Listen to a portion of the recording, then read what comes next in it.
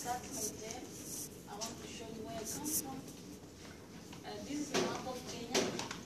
In this map of Kenya, we have Indian Ocean, passes there, and our neighboring countries are Ethiopia in the north, and Tanzania in the south, and then we have in the east Somalia, and we have west Uganda.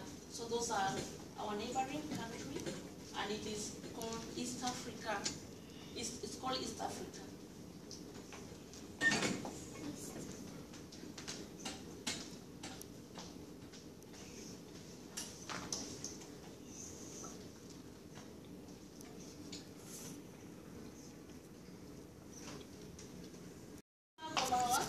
Has got symbols, and it has got colors, and these colors have got significant importance on their flag. The black color signifies our color. Most of Africans are black in color.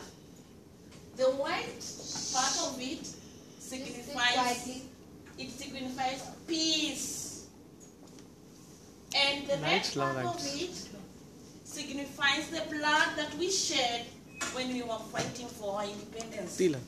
We were ruled by the British people, so for us to get independence, we had to go for many wars with them until we got our independence in 1964, and our first president was Jomo Kenyatta. The green part of it signifies the vegetation. Vegetation, what does it mean? The forest, the grasslands. So this is the Kenyan flag. And then we have the emblem. An emblem of two swords. This one is a shield of arrows, which shows the two spears, meaning the struggle that we went through until we acquired our independence.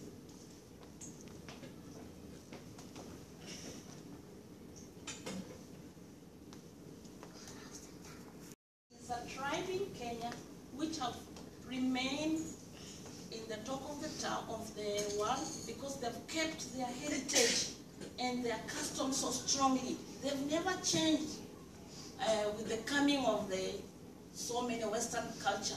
They remain the way they are.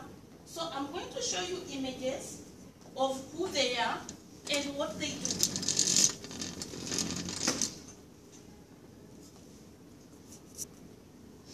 So this is a Maasai warrior.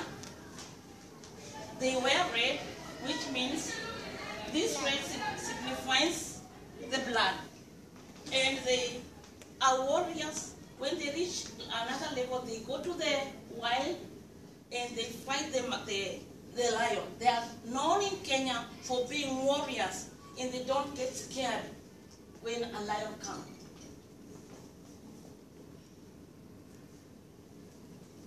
Those are the women. They wear red. Red is their color, which signifies them.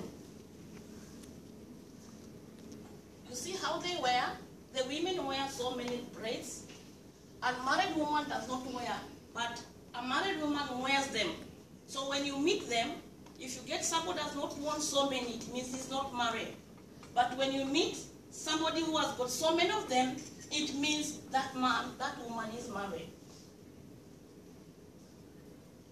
They are also known for their dancing and singing. They dance like a lion, and they jump using the spears high up. They go as up. So when tourists come in Kenya, they are always referred as a symbol of the country.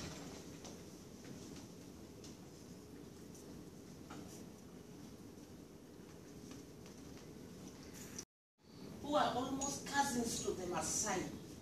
But then they are hunters. They don't have cows or what. But these are the robbers. Most of the time they do the hunting. They are similar.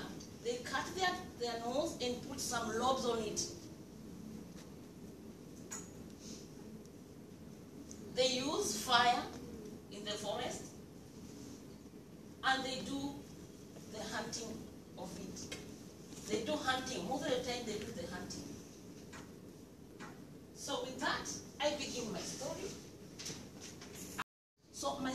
today is the origin of the Maasai. And this Maasai, I'm sorry to tell you, I didn't show you a clip. They value the cattle so much.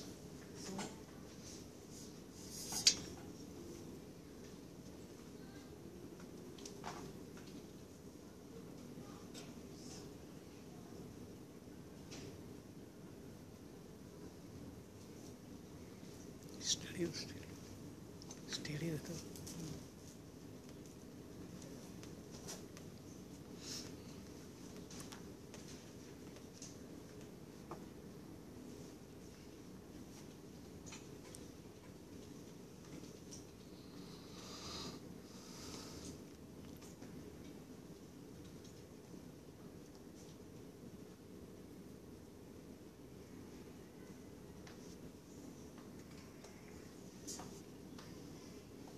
A clip of how they value their cows.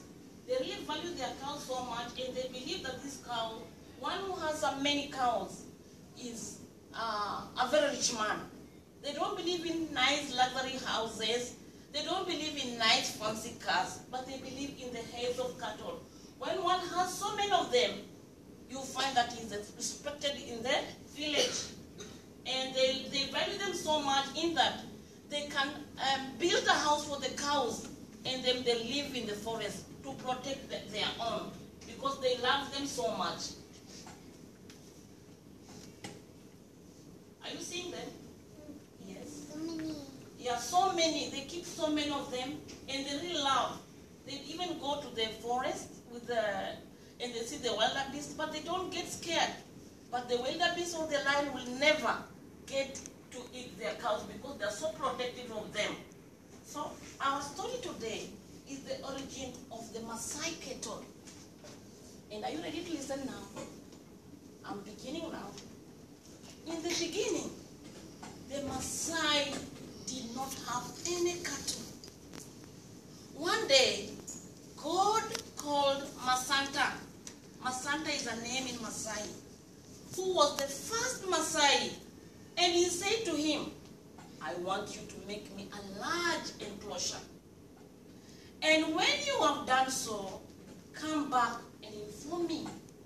So Masanta went and did as he was instructed, and came back to report what he had been told by God.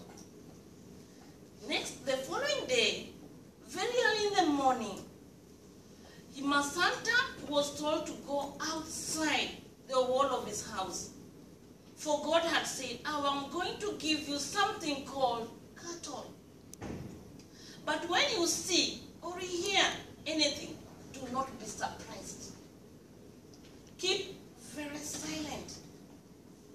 Very early in the morning, Masanta went to wait for what was to be given to him. He soon heard a sound of thunder, and God released a very long leather tongue from heaven to earth.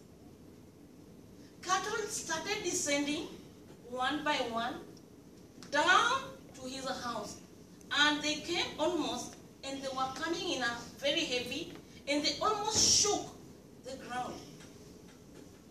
The surface of the earth shook so vigorously